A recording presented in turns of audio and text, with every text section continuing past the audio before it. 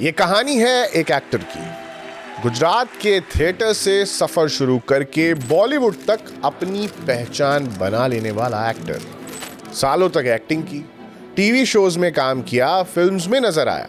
अमिताभ बच्चन, आमिर खान और रणवीर सिंह जैसे बड़े स्टार्स के साथ स्क्रीन शेयर की। मतलब इंडस्ट्री में उसे कोई सुपरस्टार नहीं मानता था, लेकिन ऐसे कलाकार के रूप में जरूर देखता था जिस पर ट्रस्ट किया जा सकता है। अगर किसी डायरेक्टर को किसी सीन के लिए एक एक्सपीरियंस्ड फेस चाहिए होता तो कई बार स्पंदन मोदी का नाम भी सामने आ जाता। कॉल शीट्स पर यही नाम लिखा होता था, ऑडिशन की लिस्ट में भी यही नाम होता था और शूटिंग सेट पर लोग उसे इसी नाम से बुलाते थे। उसके साथ काम करने वाले ज्यादातर लोगों के लिए उसकी पहचान बस इतनी ही थी कि वो एक हार्ड वर्किंग एक्टर है, समय पर आता है, अपना काम करता है और बिना किसी विवाद के अगली शूटिंग पर निकल जाता है। लेकिन किसी भी एक्टर की कहानी किसी फिल्म सेट से शुरू नहीं होती। उसके पीछे सालों की मेहनत, इंतजार और छोटे छोटे स्टेप्स। स्पंदन की कहानी भी कुछ ऐसी ही थी, लेकिन उसकी कहानी में एक ऐसा मोड़ आया जिसने पूरे बॉलीवुड को शॉक में डाल दिया। और आज के एपिसोड में हम बात करने वाले हैं इसी एक्टर के बारे में जिसका नाम है स्पंदन मोदी। नमस्कार, मेरा नाम है अंकित और आप देख रहे हैं जस्ट के शो क्राइम सीन।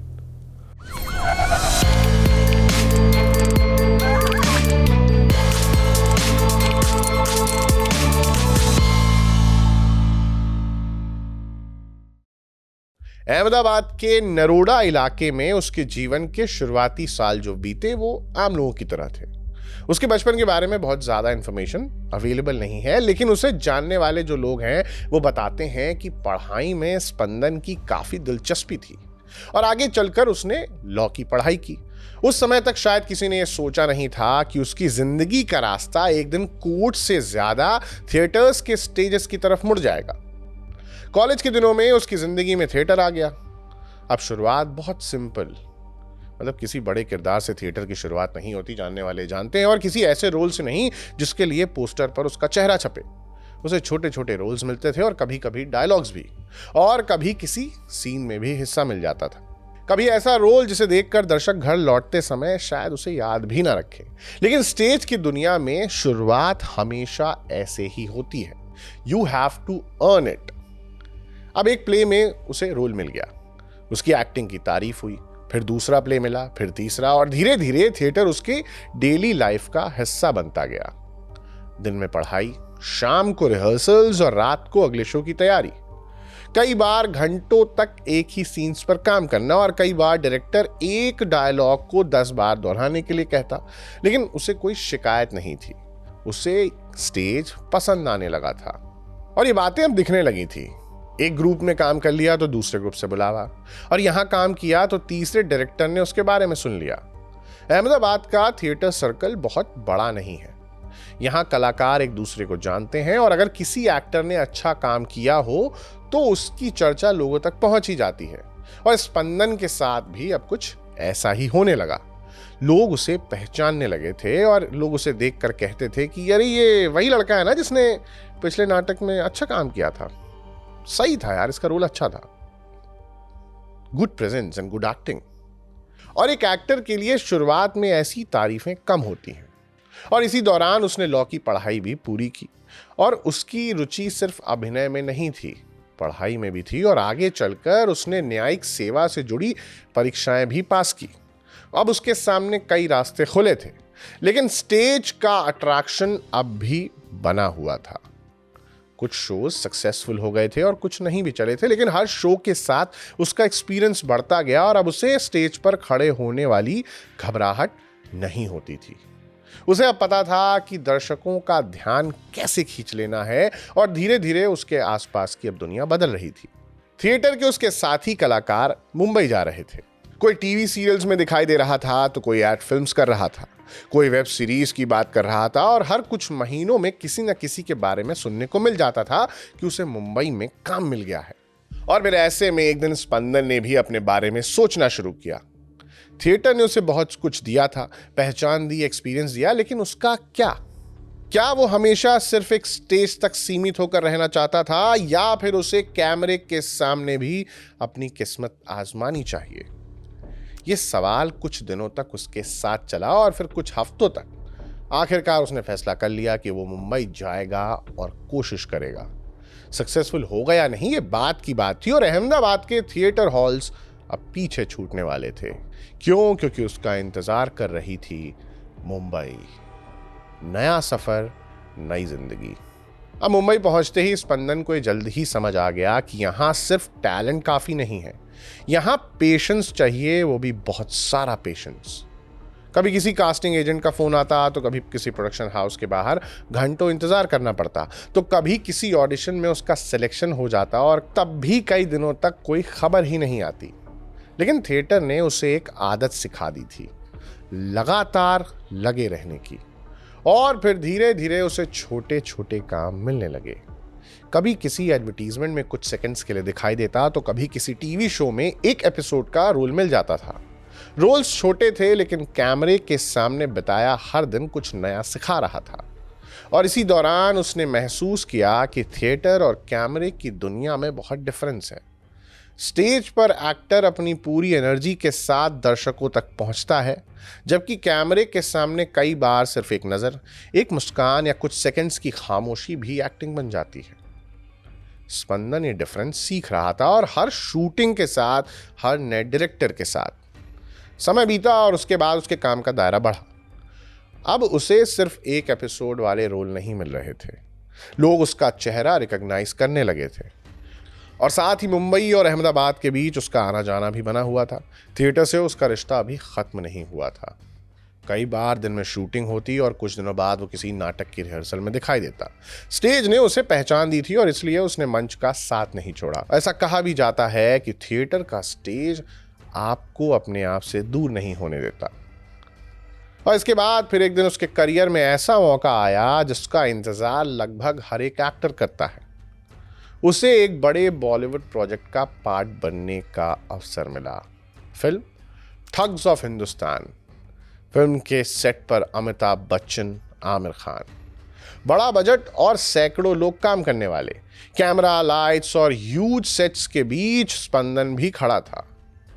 गुजरात के थिएटर से शुरू हुआ ये सफर अब उसे उन लोगों तक पहुंचा चुका था जिन्हें वो सालों से पर्दे पर देखता आया था। ये फिल्म करने के बाद दरवाजे और खुल गए। अब उसके पास ये कहने के लिए बड़ा प्रोजेक्ट था कि अब वो सिर्फ थिएटर एक्टर नहीं है, वो बॉलीवुड का भी पार्ट बन चुका है, और इसके बाद टीवी की दुनिया में भी उसका काम बढ़ गया। मेरे साईं और फिर वागले की दुनिया जैसे शोज में काम मिला। दर्शकों को भले ही उसका नाम न याद रहता हो, लेकिन चेहरा धीरे धीरे अब रिकॉग्नाइज होता जा रहा था, लोग पहचान रहे थे। और इसके बाद फिर एक और बड़ा प्रोजेक्ट, जयेश भाई जोरदार। फिल्म में लीड कैरेक्टर में रणवीर सिंह। और एक बार फिर स्पंदन एक ऐसे सेट पर थे जहां देश के बड़े जाने पहचाने आर्टिस्ट काम कर रहे थे, और अब उसकी जिंदगी काफी हद तक एक सक्सेसफुल एक्टर जैसी दिखने लगी थी। सुबह शूटिंग की तैयारी, दोपहर में सेट और शाम को किसी दूसरे प्रोजेक्ट की बातचीत। कभी टीवी, कभी फिल्म, तो कभी थिएटर। जिंदगी अब अपनी रफ्तार से चल रही थी, और इन्हीं सालों में उसने कई नए लोगों से अपनी पहचान बनाई। डायरेक्टर, प्रोड्यूसर और आर्टिस्ट, और थिएटर जगत के पुराने साथी। कुछ लोग उसे स्पंदन मोदी के नाम से जानते थे, तो कुछ लोग उसे सिर्फ चेहरे से पहचानते थे। रिहर्सल्स में समय पर पहुंचने वाला और अपने डायलॉग्स को अच्छे से याद रखने वाला, और स्टेज पर पूरी तैयारी के साथ उतरने वाला आर्टिस्ट। उसके पास अब काम था, इंडस्ट्री में पहचान थी, और सबसे बड़ी बात, उसे देखकर ऐसा लगता था कि उसने अपने लिए जगह बना ली है, जिसके लिए कभी उसने अहमदाबाद से मुंबई आने का फैसला किया था। लेकिन फिर 2026 आया। उस साल की शुरुआत भी बाकी सालों जैसी ही हुई थी। काम चल रहा था, प्रोजेक्ट्स चल रहे थे, जिंदगी अपनी रफ्तार से आगे बढ़ रही थी। लेकिन मई का एक ऐसा दिन सामने आया जिसने सब कुछ बदल दिया। उस दिन स्पंदन किसी शूटिंग की तैयारी नहीं कर रहा था। उस दिन उसके सामने कैमरा नहीं था, बल्कि उस दिन उसके सामने पुलिस आ खड़ी हुई। 22 मई 2026 को स्पंदन मोदी को अरेस्ट कर लिया गया, और यह खबर जैसे ही बाहर आई, उसके साथ काम कर चुके कई लोग हैरान रह गए। कुछ लोगों को यकीन ही नहीं हुआ कि जिस आदमी को वो सालों से एक एक्टर के रूप में जानते थे, उसे अचानक पुलिस अरेस्ट क्यों करेगी। आखिर मामला क्या था? लेकिन इस सवाल का जवाब देने से पहले हमें कहानी को कुछ साल पीछे ले जाना होगा। एक्चुअली हमने इस कहानी का एक हिस्सा आपसे जानबूझकर छुपाया था, वो हिस्सा जो स्पंदन मोदी के एक्टर बनने से बहुत पहले शुरू हुआ था, वो हिस्सा जिसमें स्पंदन मोदी नाम का कोई एक्टर एग्जिस्ट ही नहीं करता। कहानी में वापस चलते हैं। अहमदाबाद के नरोडा इलाके में साल 2005, और उस समय स्पंदन मोदी नहीं बल्कि दूसरा नाम हेमंत मोदी, ये असली नाम है। और हेमंत उस समय लॉ की पढ़ाई कर चुका था, थिएटर उसकी जिंदगी में था, और नरोडा इलाके में रहने वाले नरेंद्र उर्फ नानो कामले नाम के एक आदमी की हत्या हो गई। इन्वेस्टिगेशन आगे बढ़ी तो पुलिस की नजर में कई लोग आए, और उन्हीं नामों में एक नाम हेमंत मोदी का भी था। यह मामला कोर्ट तक पहुंचा, विटनेसेस आए, सुनवाई हुई, और आखिरकार अदालत ने हेमंत मोदी समेत कई आरोपियों को दोषी माना, जिसके बाद 27 अगस्त 2008 को कोर्ट ने उसे उम्र कैद की सजा सुनाई, और एक ऐसा फैसला जिसने उसकी जिंदगी की पूरी दिशा ही बदल दी। लेकिन यहां भी हेमंत बाकी कैदियों जैसा नहीं था। उसने पढ़ाई जारी रखी, लॉ की किताबों से रिश्ता बनाए रखा, और आगे चलकर उसने न्यायिक सेवा से जुड़ी परीक्षा भी पास की, इंटरव्यू तक पहुंच गया, और एक उम्र कैद की सजा काट रहे इंसान के लिए अपने आप में असाधारण बात होती है। साल गुजरते गए और फिर 2014 आया। उस साल हेमंत मोदी को पैरोल मिली और कुछ समय के लिए उसे जेल से बाहर आने की अनुमति दी गई। लेकिन जब पैरोल की अवधि खत्म हुई तो वो वापस नहीं लौटा। पहले दिन लोगों ने सोचा शायद देर हो गई होगी, फिर दूसरा दिन बीत गया, फिर तीसरा, लेकिन हेमंत मोदी वापस नहीं आया, और अब वह एक फरार कैदी बन चुका था। पुलिस ने उसकी तलाश शुरू की, लेकिन जिस आदमी को वो ढूंढ रहे थे वो जैसे हवा में गायब हो गया। कोई पता नहीं, कोई ठिकाना नहीं, और कोई ठोस सुराग भी नहीं। समय गुजर गया, महीने साल में बदल गए, और धीरे धीरे ऐसा लगने लगा कि हेमंत मोदी नाम का आदमी कहीं खो गया है। लेकिन असल में ऐसा नहीं था। हेमंत मोदी गायब नहीं हुआ था, बल्कि उसने अपनी लाइफ का एक नया चैप्टर शुरू कर दिया था, एक नई पहचान के साथ, एक नया नाम, और एक ऐसी दुनिया में जहां पर कोई उसे उसके पास्ट के नाम से नहीं जानता था। और यहीं से उसकी जिंदगी का सबसे बड़ा खेल शुरू हुआ, एक ऐसा खेल जिसमें उसने सिर्फ शहर नहीं बदला, नाम, पता, बल्कि पूरी पहचान बदल दी। हेमंत मोदी ने पैरोल के बाद जब जेल वापस ना लौटने का फैसला किया तो उसके सामने सबसे बड़ा चैलेंज सिर्फ पुलिस से बचना नहीं था। असली चुनौती थी एक नई जिंदगी बनाना, और ऐसी जिंदगी जिसमें उसका पास्ट उसका पीछा ना करे। शुरुआत में उसने अपनी पहचान छुपाने के लिए अलग अलग नामों का इस्तेमाल किया। इन्वेस्टिगेशन में बाद में पता चला कि कई सालों तक उसने कई नामों और पहचानों का सहारा लिया। कहीं वो ट्विंकल दवे बन गया तो कहीं वो किसी और नाम से रहने लगा। शहर बदले, पते बदले, लेकिन एक चीज नहीं बदली, उसका इरादा कि उसे किसी भी कीमत पर पकड़े नहीं जाना है। और इसी दौरान उसने फिर से थिएटर की दुनिया का रुख किया। स्टेज के लिए वो नया नहीं था, पहले भी एक्टिंग कर चुका था। फर्क सिर्फ इतना था कि इस बार एक्टिंग सिर्फ स्टेज तक सीमित नहीं थी, ये एक्टिंग अब उसकी पूरी जिंदगी का कैरेक्टर बन चुकी थी। उधर पुलिस की फाइल्स में हेमंत मोदी का नाम अब भी मौजूद था। साल बीते लेकिन तलाश बंद नहीं हुई थी। इन्वेस्टिगेशंस अलग अलग हाथों में गई। कई बार ऐसा लगा कि शायद अब उसके बारे में कोई इन्फॉर्मेशन नहीं मिलेगी, लेकिन पुलिस ने उसके रिकॉर्ड्स कभी बंद नहीं किया, क्योंकि एक कैदी फरार हो जाए तो पुलिस पर भी बहुत प्रेशर बन जाता है। और फिर एक दिन इन्वेस्टिगेशन ऑफिसर्स को कुछ ऐसी इन्फॉर्मेशन मिली जिसने उन्हें दोबारा उसी दिशा में देखने पर मजबूर किया। जो एक्टर स्पंदन मोदी के नाम से मशहूर हो रहा था, किसी जानने वाले ने उसे पहचान लिया और पुलिस को इन्फॉर्म कर दिया।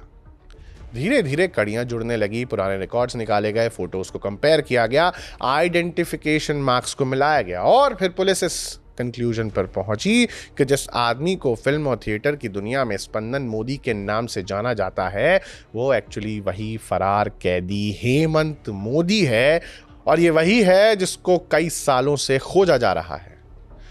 जिसके बाद मई 2026 में अहमदाबाद क्राइम ब्रांच ने आखिरकार उसे अरेस्ट कर लिया। 12 साल तक फरार रहने के बाद लोग हैरान हो गए। कई लोगों को तो यकीन ही नहीं हुआ कि जिस आदमी के साथ उन्होंने स्टेज शेयर किया था, जिसके साथ शूटिंग की, उसके साथ बैठकर चाय पी होगी, खाना खाया होगा, और उसने अपनी लाइफ का इतना बड़ा हिस्सा उनसे छिपाया हुआ था। और इसके बाद स्पंदन मोदी की कहानी यहां खत्म नहीं हो जाती, बल्कि हेमंत मोदी की कहानी वहीं लौट आई जहां सालों पहले वो छूटी थी। जेल, कोर्ट और वो सजा जो उसका इंतजार कर रही थी।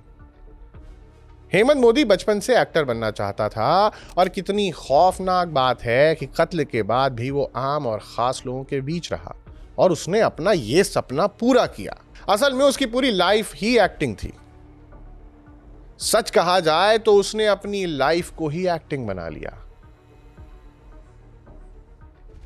जितना ये इंटरेस्टिंग है उतना ही डरावना। क्राइम सीन के आज के एपिसोड में फिलहाल इतना ही। हेमंत मोदी की कहानी को लेकर आप क्या सोचते हैं, हमें कमेंट सेक्शन में जरूर बताएं। आपके लिए स्टोरी की स्क्रिप्टिंग की थी हमारे साथी दीपेंद्र गांधी ने। कैमरे के पीछे हैं अहमद अब्बास, साउंड पर हैं संदीप पांडे जी। मेरा नाम है अंकित और आप देख रहे हैं जिस्ट। क्राइम सीन को हर बुधवार और हर शनिवार को शाम 7 बजे जिस्ट पर जरूर देखें। इसके साथ ही एक्साइटिंग ग्राउंड रिपोर्ट्स, एक्सप्लेनर्स और इंटरव्यूज के लिए जिस्ट को सब्सक्राइब करें। Thank you.